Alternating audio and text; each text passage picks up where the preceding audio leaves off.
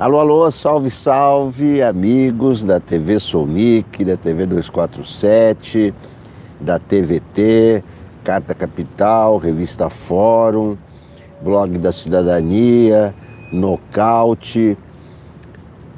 Hoje é 25 de julho, quinta-feira, estou ao vivo em São Paulo, diretamente do Parque da Sabesp. 9h pouco da manhã, tomando água de coco. Sejam bem-vindos ao nosso primeiro programa de hoje.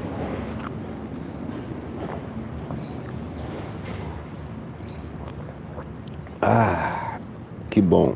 Melhor café da manhã, água de coco.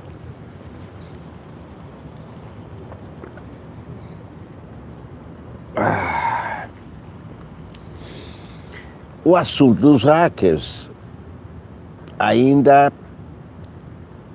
provoca todo tipo de reações, comentários, e todo tipo de dúvidas, não é? Muito rápida essa operação. As pessoas presas não me parece ser nenhum perfil de hackers altamente qualificados. Tem mais pinta de quadrilha que clona cartão de crédito. Aliás, a mulher disse que um dos cartões dela foi clonado por um homônimo de um desses presos. Não me parece uma quadrilha de espiões da CIA, quer dizer, uma quadrilha especializada em fazer chantagem com autoridades, com ministros, coisa desse tipo.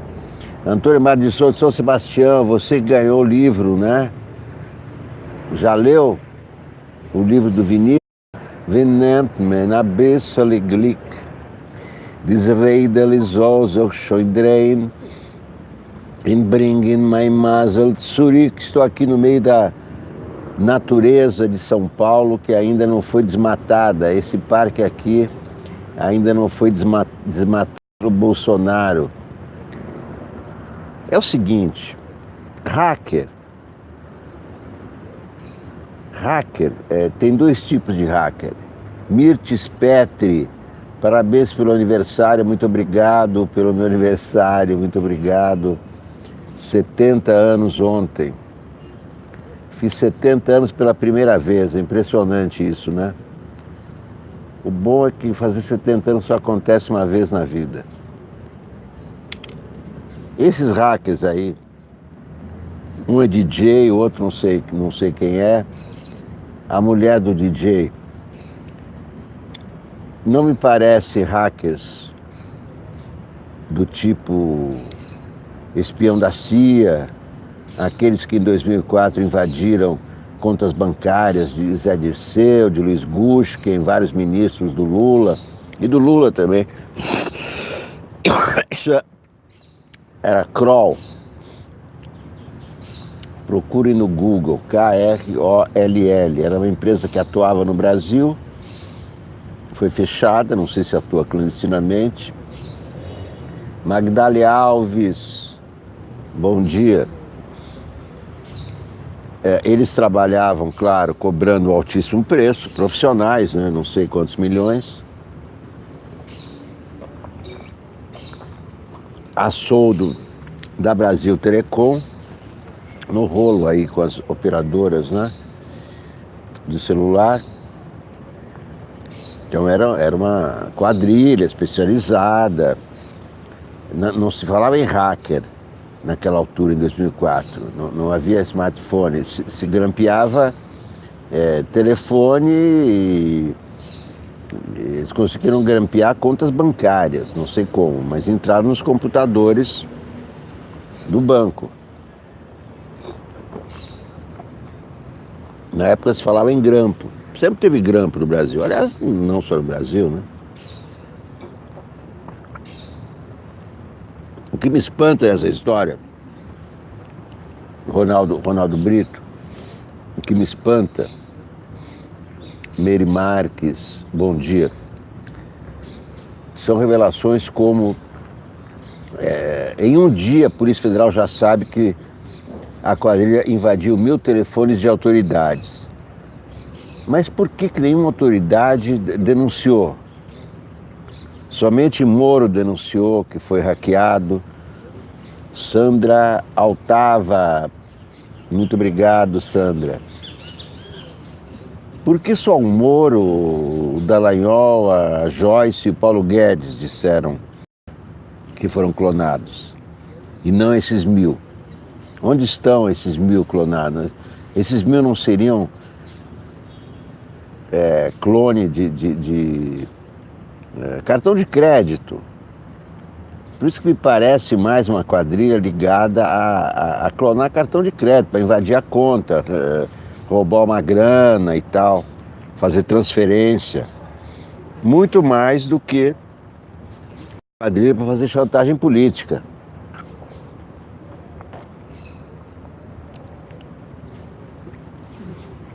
E também achei muito estranho o Moro já dar os parabéns para a Polícia Federal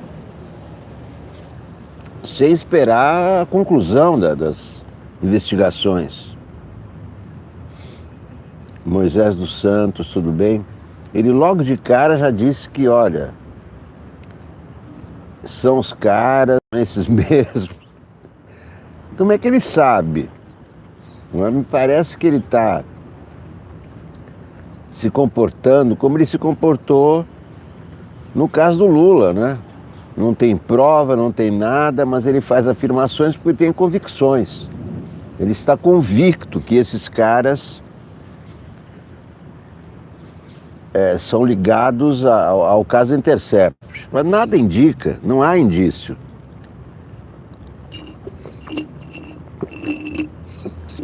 A Polícia Federal ainda não estabeleceu essa relação.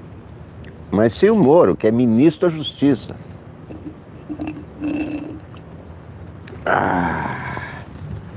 Então agora vamos ao trabalho, tá aqui. Aqui tem a foto do hacker, do suspeito de ser hacker. Walter Delgatti Neto, no carro da PF. Primeiro dos presos a falar, ele depôs aos investigadores por 2 horas. Está aqui na capa do Globo. Ataques de hackers atingiram 1.000 alvos dos 3 poderes. Dados obtidos pela PF mostram que o esquema mirou ministros, desembargador e políticos. Após obter dados de sistemas de telefonia, a Polícia Federal estima que ao menos 1.000 pessoas tiveram contas do aplicativo Telegram invadidas por hackers, entre as quais autoridades dos 3 poderes, como os ministros da Justiça e da Economia, Mauro Guedes, o desembargador Abel Gomes e políticos. Condenado anteriormente por estelionato, Walter Delgatti Neto é apontado como chefe do esquema e teria confessado. Outros 2 suspeitos presos, Gustavo Henrique e Suelen Priscila de Oliveira, movimentaram 627 mil em 6 meses, quantia incompatível com a renda do casal. A PF apreendeu 100 mil na casa deles. Então, por isso que parece uma quadrilha de clonagem de cartões. A movimentação de 600 mil em 6 meses. 600 mil quer dizer que entraram 300, saíram 300.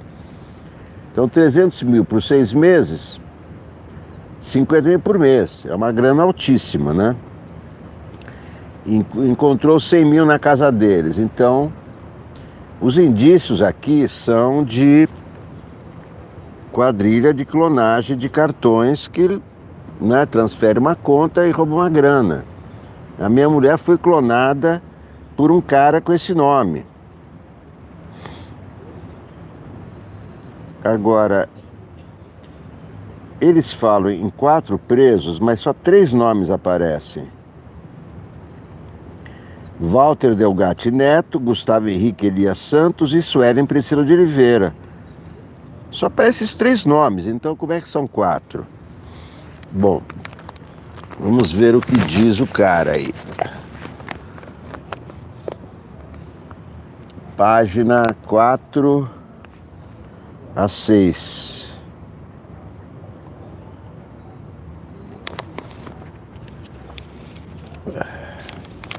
Uma rede com mais de 1.000 alvos. Um dos investigados atuava até o momento da prisão.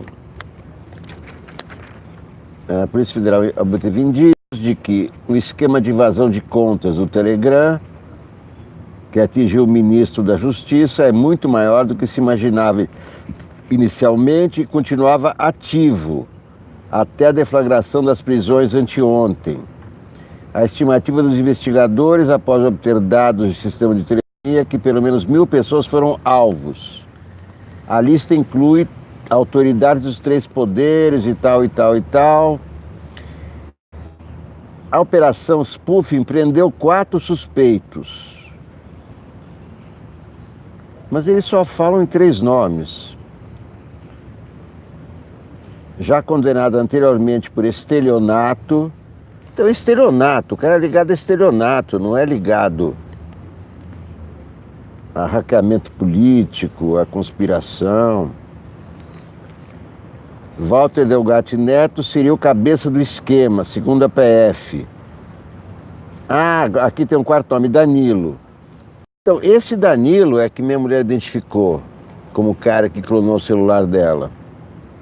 Então, agora estão aqui os 4 nomes. Walter Delgatti Neto, Danilo Cristiano Marques, Gustavo Henrique Elias Santos e Suelen Priscila de Oliveira. Na casa de Gustavo foram apreendidos 100 mil reais. Para ter 100 mil reais em casa, não é? Sem provar a origem de 100 mil reais, é suspeito, é claro. No momento da prisão de Delgatti, os investigadores encontraram em seu celular o aplicativo Telegram aberto, em nome do ministro Paulo Guedes. Paulo Guedes, faz favor de devolver depressa. Walter Delgatti Neto confessa que hackeou Moro e Dallagnol. Ela confessou tão depressa. Bom, as investigações também constataram movimentações financeiras atípicas nas contas de Gustavo e Suelen. Ao todo, o casal movimentou 625 mil reais nos períodos de abril a junho de 2018 e março e maio de 2019. O advogado de Gustavo, Ariovaldo Moreira, disse ontem que seu cliente lhe contou ter ouvido de Walter Delgatti que a intenção de obter as mensagens era vender o material ao Partido dos Trabalhadores. O advogado disse que Gustavo não soube informar se Walter, que é filiado ao DEM desde 2007, vendeu o material para o PT ou para qualquer outra pessoa ou instituição, nem se o entregou gratuitamente. Procurado, o PT não respondeu. A PF investiga ainda se outras 6 pessoas têm relação com o esquema, porque seus registros foram encontrados nas contas usadas em um aplicativo para fazer as invasões. Os investigadores fizeram um caminho inverso ao dos supostos hackers para chegar aos IPs, endereço eletrônico de todo usuário da internet. O primeiro passo foi identificar de onde partiram as ligações para o aparelho do ministro Sérgio Moro. Chegaram assim a empresa responsável pelas ligações, a BR Voz, uma operadora do serviço de voz sobre IP, o VoIP. A companhia possibilita que seu usuário faça chamadas telefônicas simulando qualquer número de origem. A PF classifica esse procedimento como uma espécie de clonagem de telefone. Segundo as investigações, o grupo se aproveitou de uma vulnerabilidade nas operadoras de telefonia celular que permite que ligações cujo número de origem seja o mesmo do número de destino acessem a caixa postal, sem precisar de senha. Foi a partir dessa falha que os invasores obtiveram a senha das contas do Telegram, de Moro e de outras autoridades. Na decisão que autorizou as prisões, o juiz Valisney de Oliveira apontou indícios de que o grupo integra uma organização criminosa para a prática de crimes e se uniram para violar o sigilo telefônico de diversas autoridades públicas. Desde 9 de junho, o site da Intercept Brasil vem publicando reportagens.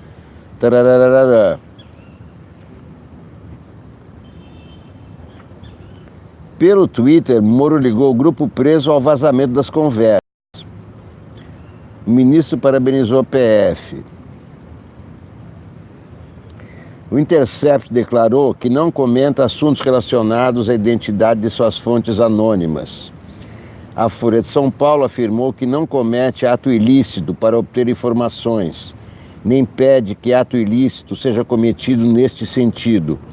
Pode, no entanto, publicar informações que foram fruto de ato ilícito, se houver interesse público no material apurado. Esse é o ponto. Com hacker ou sem hacker, vale o que está escrito. O que já foi publicado foi reconhecido como autêntico por várias autoridades, por várias pessoas, inclusive o ministro Luiz Roberto Barroso, que confirmou ter havido a tal recepção rotulada de secreta, para a qual ele convidou o Moro e o Dallagnol.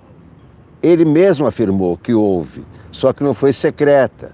Então a informação estava corretíssima. O Faustão confirmou outra das mensagens, quando ele aconselhou o Moro a respeito da comunicação da Lava Jato. O próprio Moro pediu desculpas ao MBL quando vazou numa das mensagens, chamando o MBL de tonto e etc, etc.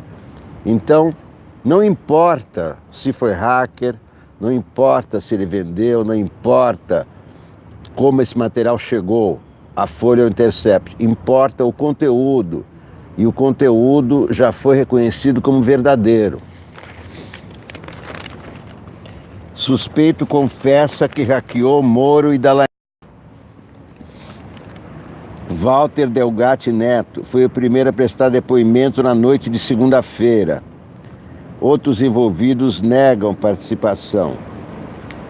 Walter Delgatti Neto confirmou em depoimento à Polícia Federal que atuou na invasão do aplicativo Telegram do ministro Sérgio Moro e de Deltan Dallagnol.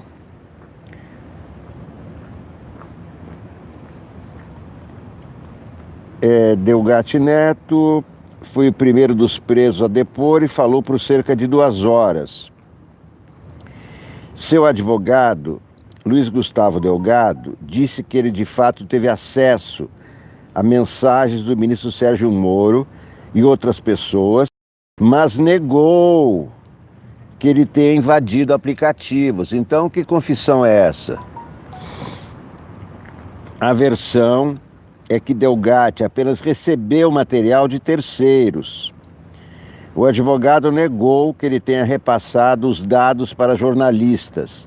Ele não é a fonte do Intercept. Então, o Delgatti não confessou nada. Vejam só, a manchete do Estadão, por exemplo, que eu nem comprei hoje, diz ali que o Delgatti confessou que ele é o cara do Intercept. Vejam só.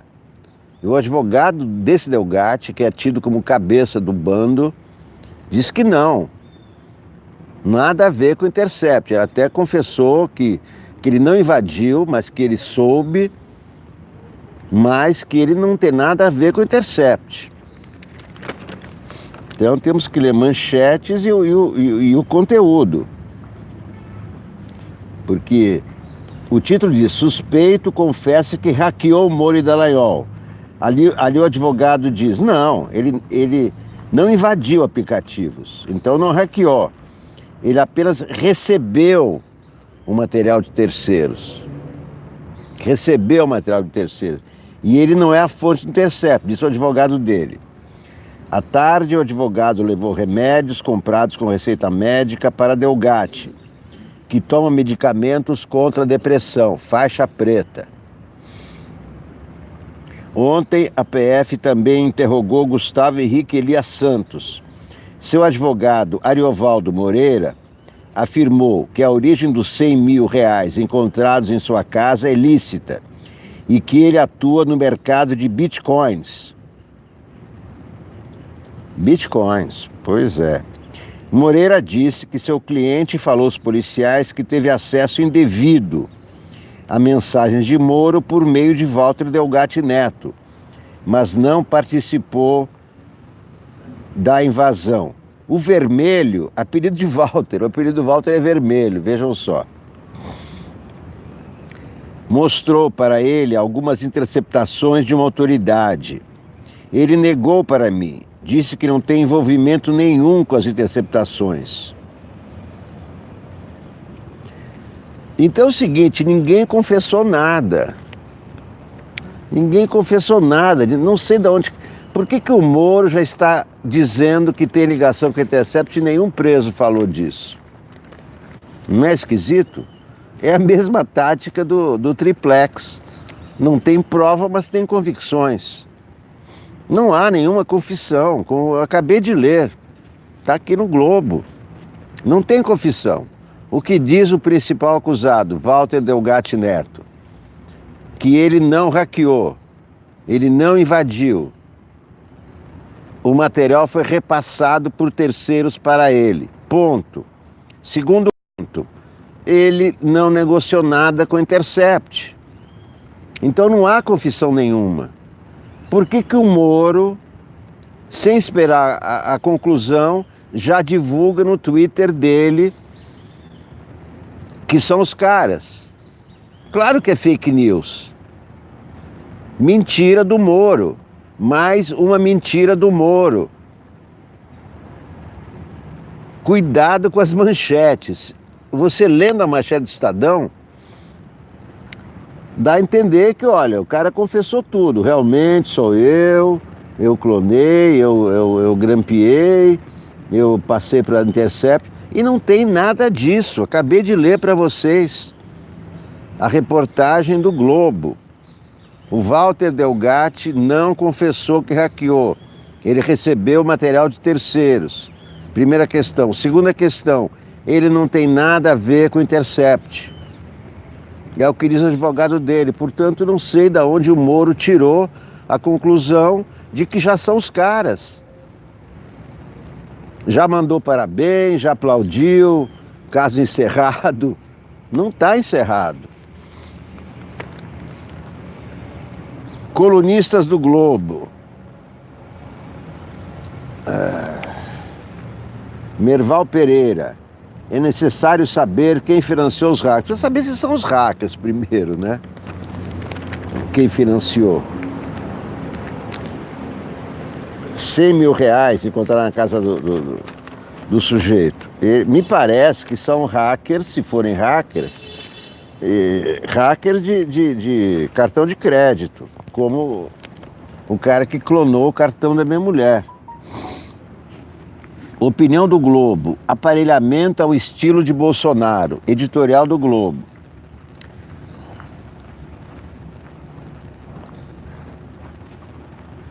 "13 anos de PT em Brasília foram mais do que suficientes para demonstrar como se aparelha a máquina pública com fins políticos e ideológicos." Mentira, não teve nada disso com o PT. O PT não fez isso que o Bolsonaro está fazendo. Agora, com outro extremo ocupando o Planalto, o presidente Jair Bolsonaro expõe seu estilo de aparelhar com a mesma finalidade: usar o Estado para executar seus projetos, mas por meio de métodos diferentes. Mentira do Globo. O PT não aparelhou ideologicamente, tinha gente de várias tendências no governo quando dirigido pelo PT. Um ponto a ser lembrado é que o presidente eleito nas urnas tem legitimidade para ocupar cargos com pessoas que ajudarão a executar o programa sancionado pelos eleitores. Que programa? Se eu teve um programa, o programa dele foi ter levado a facada.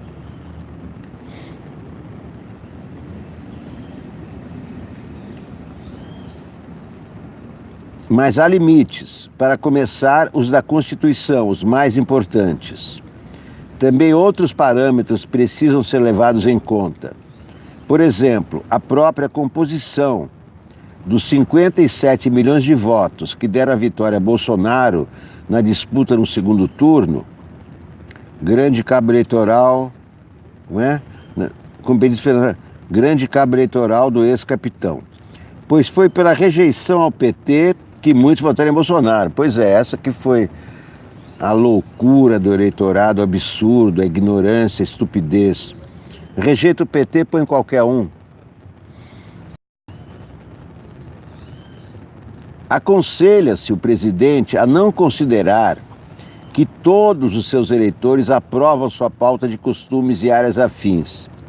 Ele já deveria saber disso, com base na vertiginosa perda de popularidade das primeiras semanas do Planalto. O caso da intervenção de Bolsonaro no Conselho de Política sobre Drogas é exemplar e mostra uma característica do bolsonarismo no aparelhamento. Enquanto o PT distribuía militantes e apoiadores na máquina pública, o atual governo procura intervir em organismos públicos de forma direta, escalando ministros para cargos-chave. Deduz-se que o próprio Bolsonaro deseja interferir em certos segmentos da máquina do Estado.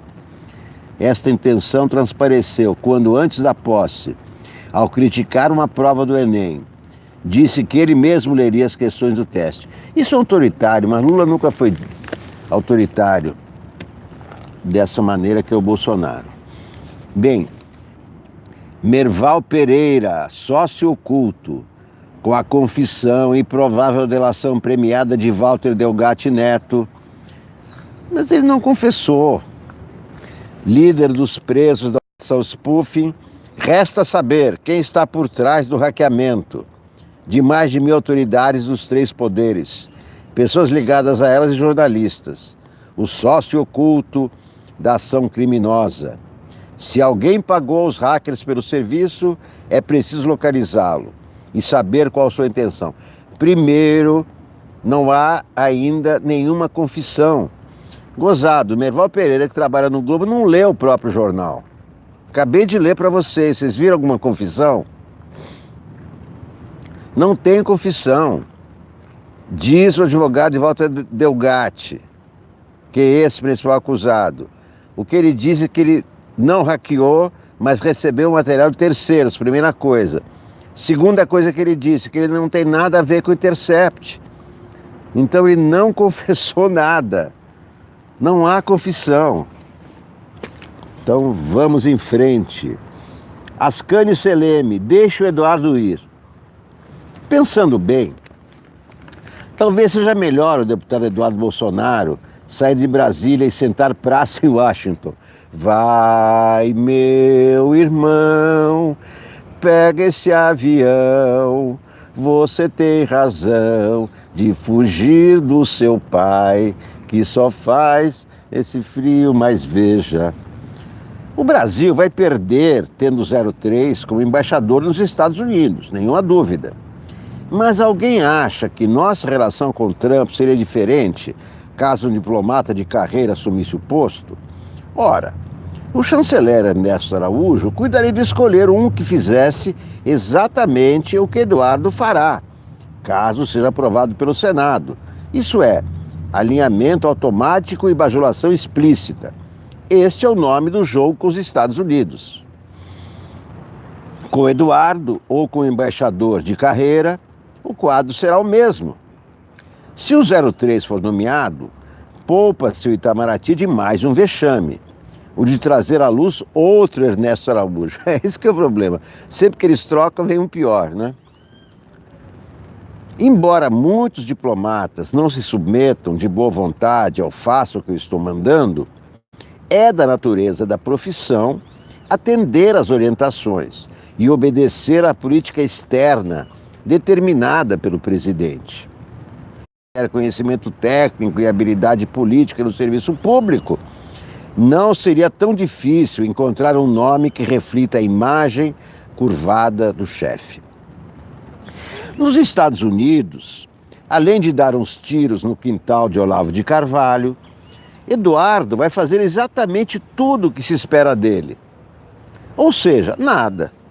Nada demais. Ai, meu Deus do céu. Ou nada além do que o embaixador de carreira faria. Vai participar de algumas solenidades oficiais, frequentar e oferecer recepções e coquetéis, receber autoridades brasileiras e bater continência para Trump e sua tropa, em todos os assuntos.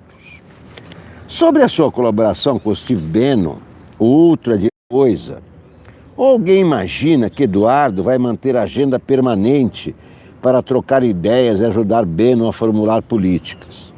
Não, o 03 tampouco é qualificado para isso. Aliás, se fosse perguntado, Bannon diria que, para os seus propósitos, Eduardo seria mais útil no Brasil do que nos Estados Unidos.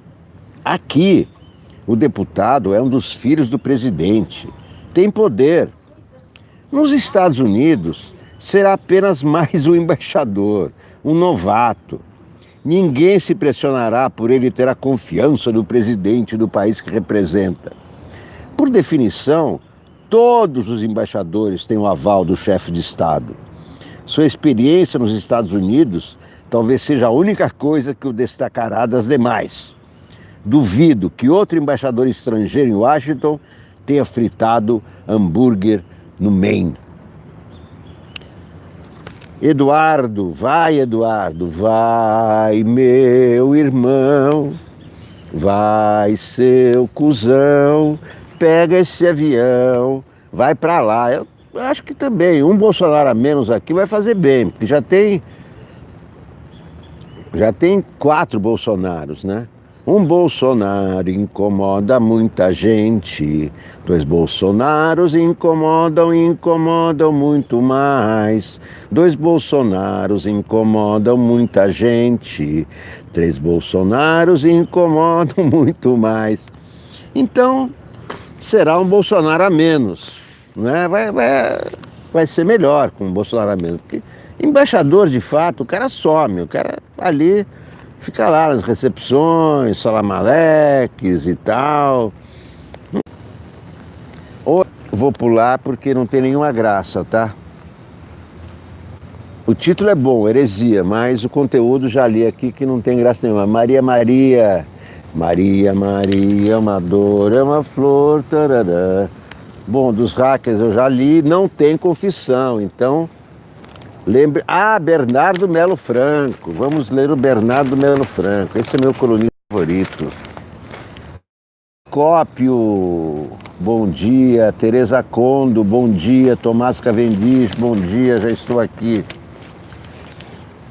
O Triunfo de Boris, Bernardo Melo Franco, homenagem ao meu pai chama-se Boris, chamava-se, né? No mês passado,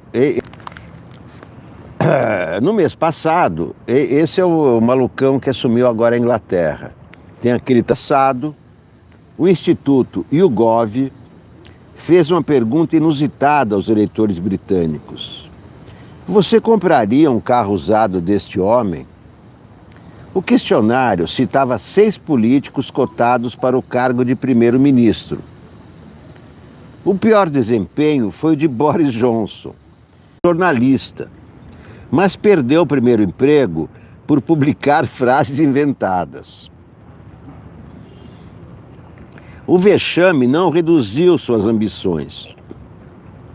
Em pouco tempo, ele voltaria à cena como participante de um programa de humor na TV.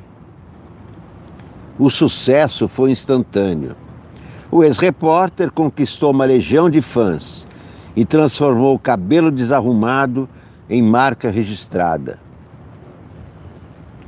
Depois transportou o personagem cômico para a política. Com poucas convicções e muitas piadas, virou prefeito de Londres. Seu mandato de 8 anos foi um circo permanente.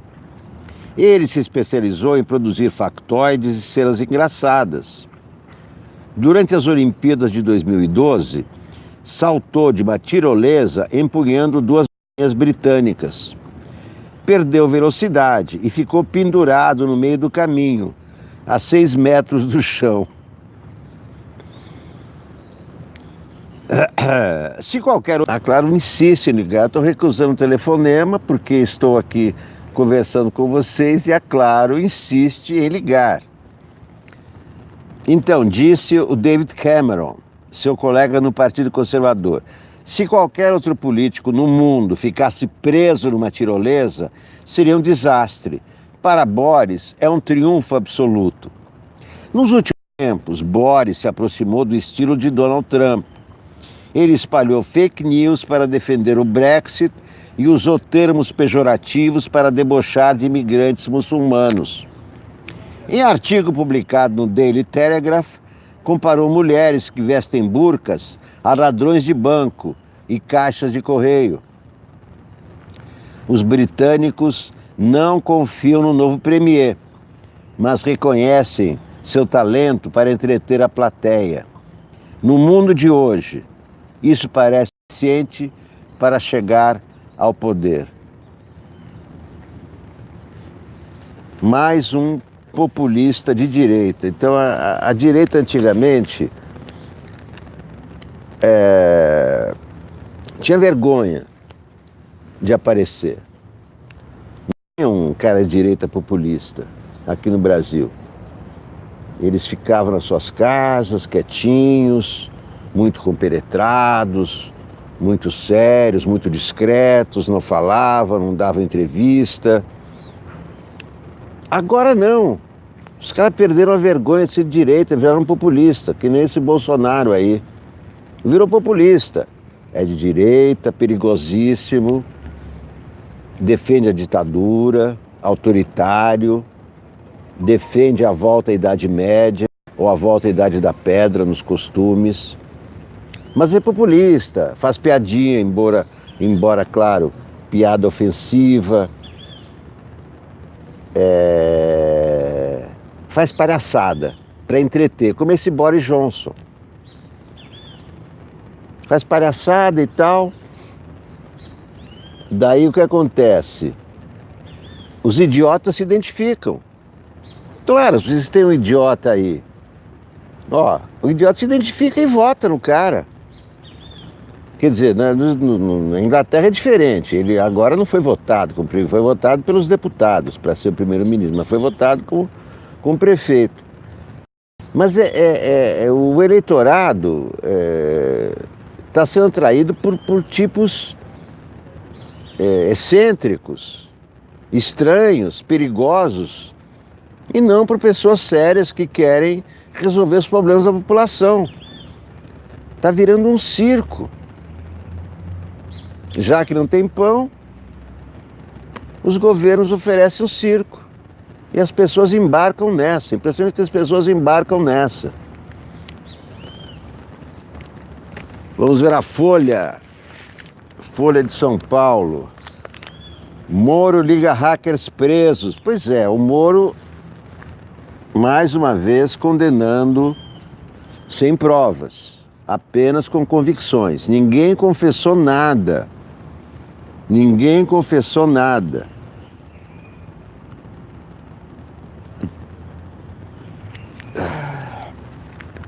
Olha aqui, o Boris Johnson, acabei de falar no Boris Johnson com a rainha. O malucão inglês. Cabelinho parecido com o do Trump, ideias malucas, e tá aí, no poder. Vamos ver aqui, Folha de São Paulo, aos colunistas, diretamente. Vamos ver a Mônica Bergamo? Vamos começar pela Mônica Bergamo hoje. Mônica Bergamo, a capa da Folha Ilustrada, Amargas Trapalhadas.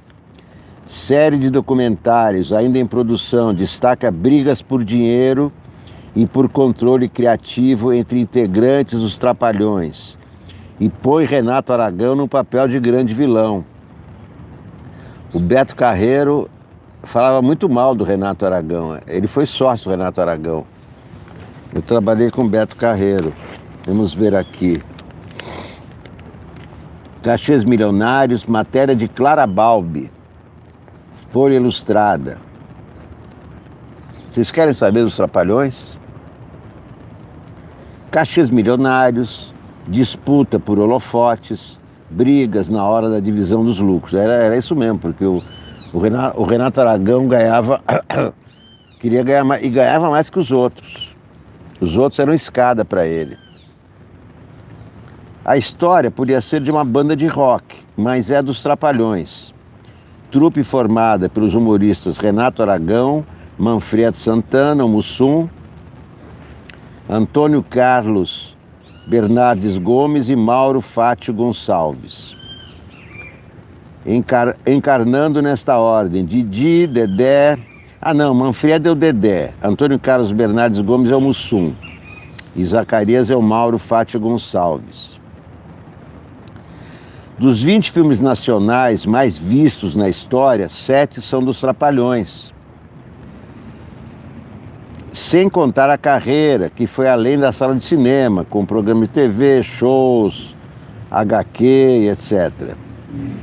Os bastidores dessa convivência são assunto de Trapalhadas Sem Fim, série documental em 5 episódios dirigida por Rafael Spaca.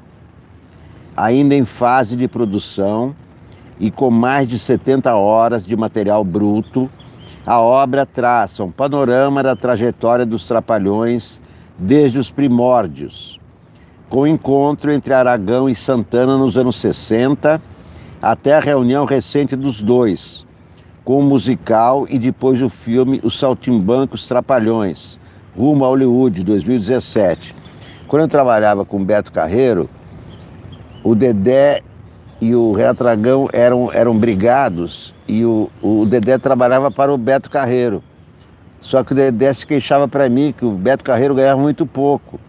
E sempre que o Renato Aragão queria que o Dedé voltasse para a Globo, o Beto Carreiro impedia, embora pagasse muito pouco pro Dedé.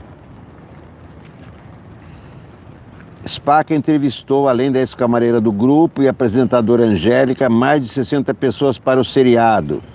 Quem conhece muito da história é a Nicole Puzzi, que foi namorada do Dedé.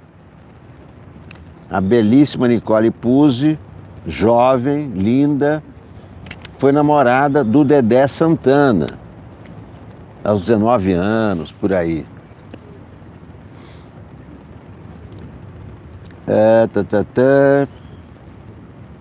Há depoimentos de entrevistados que conviveram com o grupo de maneira intensa.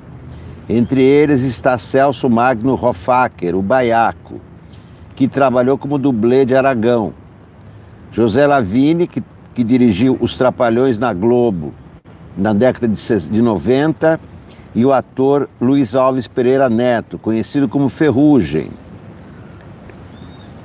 No material bruto ao qual esta repórter teve acesso, os três afirmam que Aragão exerceu um controle criativo crescente sobre o universo dos Trapalhões e que às vezes jogou para escanteio os demais membros do quarteto. Numa passagem, Ferrugem disse que Aragão cortava esquetes elaboradas para ele pelos roteiristas quando começou a fazer sucesso. Lembro de perguntar ao Wilson Vaz, que era redator, por que eu não estava aparecendo. Ele me mostrou uma pilha de páginas e falou que aquilo tudo eram textos que escrevia para mim e que o Renato não deixava passar.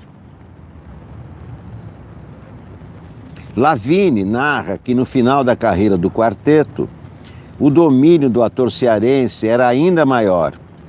Se nos anos 70 na Tupi, mesmo os atores secundários tinham verdade para conversar com os redatores, na Globo, os textos passavam apenas por Aragão, mas não pelos intérpretes de Dedé e Mussum. Renato era o dono do circo e todos nós empregados, diz ele. Isso é verdade, tanto que o o Beto Carreiro e o Renato Aragão brigaram por causa de grana. O Renato Aragão é isso. É um usurpador, é um egoísta, quer mais grana que os outros. Esse é o perfil dele. Na televisão, ele faz graça, mas o que ele faz na vida real não tem graça nenhuma e não é legal, não.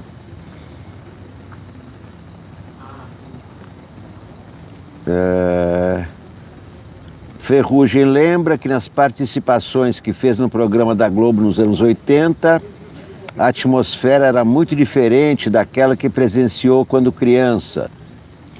Pareciam bois indo para o matadouro. Eles entravam no set e ficavam encarando o diretor, como se perguntasse se já acabou. Ele acrescentou que Mussum era o único a falar de forma transparente sobre o assunto. Ele dizia: o Ceará só pensa nele, o Ceará só pensa no dele. Lavigne declara que em 1993, um ano antes de a Globo interromper as gravações de Os Trapalhões e passar a exibir reprises, Aragão tentou tirar Mussum e Dedé do elenco e responsabilizou o diretor pela decisão. Ele falou que não tinha problema e que depois explicaria a eles, mas não explicou, recorda Lavigne. Ele não é bobo, é embaixador da Unicef. E esse é o verdadeiro Renato Aragão. Didi e Dedé, aliás, são dois nomes que não figuram na longa lista de entrevistados da série. Em resposta enviada por e-mail, Renato Aragão chama de mentirosos os testemunhos dos 3 entrevistados. Segundo o ator, todos os projetos foram fruto de negociações contratuais. Tarará, tarará, tarará. Aragão acrescenta que pretende, em parceria com Dedé, contar sua versão da história dos Trapalhões. Dedé também citou a produção no áudio de WhatsApp enviado a esta repórter, no qual explica que negou o convite de Spaca para participar do documentário. Quem viveu essa vida fui eu. A troco de que vou dar isso para ele? Pena que o Beto Carreiro não está vivo para confirmar as histórias que eu vi. Eu convivi muito com o Dedé, com o Beto Carreiro. Renato Aragão não queria o Dedé, uma hora queria o Dedé, oferecia uma grana, mas esse lado egoísta do Aragão e tudo para mim, nada para os outros, sempre ficou claro para mim nas conversas do Beto Carreiro e do Dedé. Agora o Dedé está do lado do Didi, porque parece que eles têm contrato com a Globo ainda, apesar de não ter mais o programa, né? Mônica Bergamo. A prisão dos acusados de hackear os telefones de Sérgio Moro e de outras autoridades não alterou a opinião de magistrados do STF sobre a atuação do ex-juiz na Lava Jato. A corte segue dividida. Um dos magistrados diz que o fato de hackers terem produzido provas ilícitas não impede, como já vinha sendo pontuado, que elas sejam usadas para beneficiar um réu. No caso Lula, que acusa Moro de ter sido parcial e pede anulação do processo do triplex. Além disso, os diálogos revelados pelo site do Intercept Brasil não seriam a única evidência da suspeição de Moro. A adesão ao governo Jair Bolsonaro seria até mais forte do que eles. Um outro ministro vai na mesma linha. Magistrados que aprovam a conduta de Moro também seguem na mesma.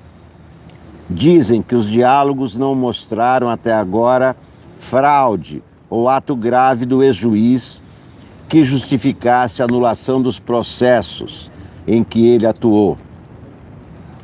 A defesa do DJ Gustavo Elias Santos e da mulher dele, Suelen Oliveira, preso sob suspeita de hackear os telefones de Moro, diz que a movimentação de 627 mil nas contas do casal é natural. Se você tem renda de 10 mil por mês e saca e deposita com frequência, uma hora movimenta esse valor, afirma Ariovaldo Moreira. Gustavo tem renda declarada de 2.866 e opera bitcoins. Suelen ganha 2.192 por mês. As postagens de um terceiro suspeito, Walter Delgatti, que parece que é o cabeça, apontado pela Polícia Federal como cabeça, chamam atenção não só pela cronologia. Ele entrou no perfil em 2010 e desapareceu em 2011. Só retornou em maio deste ano, às vésperas da divulgação dos diálogos de Moro. Até 2011, Delgatti se mostrava despolitizado, publicando textos como "Que fome", "Quero comer", "Porra, o Chuck Norris morreu" e "Como pode existir pessoas tão burras?". Neste ano, passou a fazer comentários sobre política, economia e justiça. São as informações da Mônica Bergamo acerca deste caso. Eu também acho que é isso. Seja de hacker, seja de não hacker, vale o que está escrito, vale o que foi publicado. Ilícito ou não, não anula o conteúdo das mensagens. Hoje não tem. Contaram que Caligares está de férias, não tem ninguém, não tem o artigo da última página da Folha de São Paulo. Bem, meus amigos, eu acho que já temos algumas ideias, né, a respeito do que está acontecendo com os hackers. Nenhum hacker confessou nada. O Moro, por conta dele, que está dizendo que há ligação com o Intercept, mas não houve essa confissão. O principal acusado, Walter Delgatti, seu advogado, declarou, primeiro, que ele não confessou que hackeou. Ele apenas confessou que recebeu o material de terceiros. Segunda coisa, ele disse que não tem nada a ver com o Intercept. Então o Moro, mais uma vez, assim como fez no caso do Triplex, está condenando sem provas. Está condenando com base em convicções. Está combinando com base no que ele quer provar e não com base na realidade. Porém, isso não anula o conteúdo dessas provas. Essas mensagens deverão ser levadas em conta pelo STF. E mais uma notícia, Maxwell Smart, Luiz Bergosa informa que ele é o Maxwell... Quem é Maxwell Smart, que eu não me lembro? Hein, Luiz Bergosa? O Glenn Greenwald está anunciando para hoje mais uma leva de mensagens inéditas. Vocês leram 247? Para hoje, Glenn Greenwald está anunciando novas bombas. O Agente 86, isso mesmo. Só que o Agente 86 era engraçado, né? E o Moro não tem graça nenhuma. Você olha para a cara do Moro, não dá vontade de rir, né? Dá depressão, né? Ele tem uma cara depressiva, não tem uma cara legal, né? Sônia Afonso, muito obrigado. Júlio César, biografia, vou escrever a biografia, tá? Recebi um material maravilhoso de um nosso telespectador com os papéis da minha prisão no DOI-CODE. Meu prontuário. Está lá em casa o meu prontuário. Minhas atividades subversivas durante a ditadura militar. Bom, então, encerrando, se inscrevam, quem ainda não se inscreveu, já chegamos aos 6.400, a caminho dos 6.500.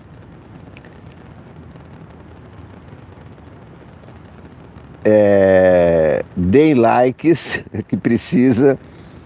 Que mais? Compartilhamentos, isso é muito bom. Compartilhamento é muito bom. Não, a biografia eu vou escrever.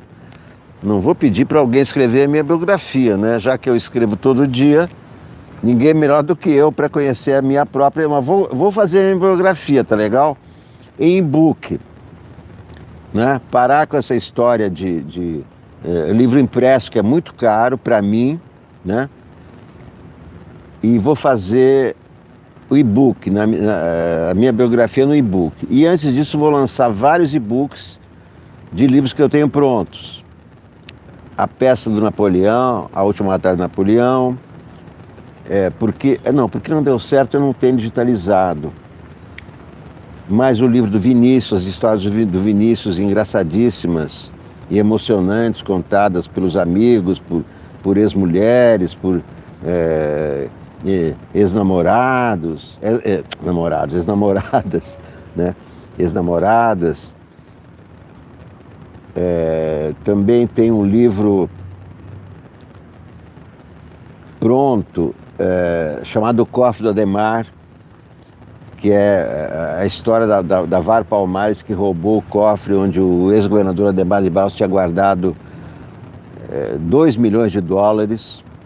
Era o grupo da Dilma, mas Dilma não participou dessa operação. Então, o Cofre do Adhemar também vai ter o e-book. Um outro livro que eu tenho quase pronto sobre o Falancério do Saí, que foi uma experiência socialista que aconteceu no Brasil, criada por um francês. Vieram para cá operários franceses que construíram a primeira máquina a vapor no Brasil, do Saí, exatamente, foi esse grupo. Esse livro está quase pronto. Ou seja, nas próximas semanas vou lançar uns 5 livros, tudo por e-book, tudo baratinho, R$10, certo? R$10. Na minha biografia eu vou contar minha vida no comunismo. Não sei se esse vai ser o nome do livro, mas até pode ser Minha Vida no Comunismo. Google Play, isso mesmo. Boa ideia, vou lançar no Google Play. Sugestão do Júlio César. E aí, o Dragonfly também, desculpe, claro. Então, nas próximas semanas vamos ter A Última Batalha de Napoleão, O Cofre do Adhemar, Dragonfly, Garoto de Ipanema e, para concluir, o Falancério do Saí, da Saí, que eu não sei que nome vou dar. Talvez nem Escravos nem Patrões, ou República de Benoit, mas enfim, 5 livros nas próximas semanas. Vou lançar em e-book baratinho para todo mundo comprar, muito caro, e depois vocês vão ter que pagar muito para ter o livro, tá bom? Muito obrigado por enquanto. Conto com vocês na próxima transmissão, logo mais à tarde, com novas notícias sobre o Moro, sobre os hackers, os novos desdobramentos e talvez as novas revelações do Intercept. Muito obrigado a todos. Viva o Brasil, viva nós e fora vós, e viva o jornalismo. Tchau.